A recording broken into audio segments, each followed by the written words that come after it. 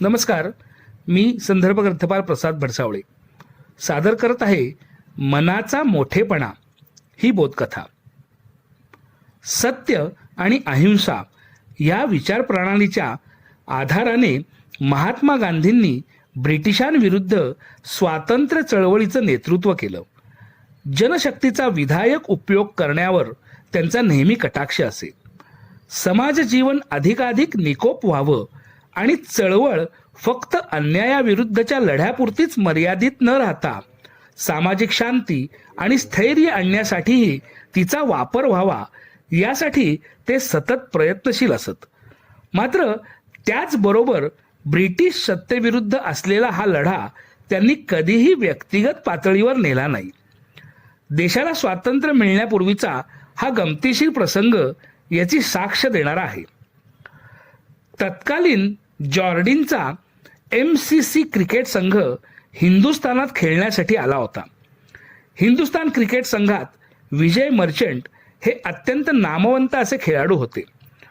त्यांची धाकटी बहीण लक्ष्मी हिनं विजय यांच्याजवळ एक स्वाक्षरी पुस्तक दिलं व जॉर्डिनच्या 16 खेळाडूंची नावं घालून त्यासमोर स्वाक्षऱ्या घेण्याचा हट्ट केला. बहिणीच्या इच्छेनुसार विजय यांनीही सर्व खेळाडूंच्या स्वाक्षऱ्या घेतल्या. पुढं योगायोगानं विजय मर्चंटना गांधीजींना भेटण्याची संधी लाभली.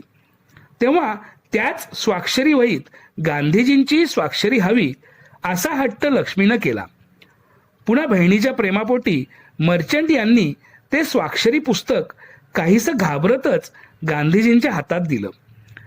गांधीजींनी ते चाळलं आणि हसत हसत MCCच्या 16 खेळाडूंच्या खाली 17वा अनुक्रमांक टाकून तिथं लिहिलं 17 MK गांधी आणि त्याखाली गांधीजींनी स्वाक्षरीही केली.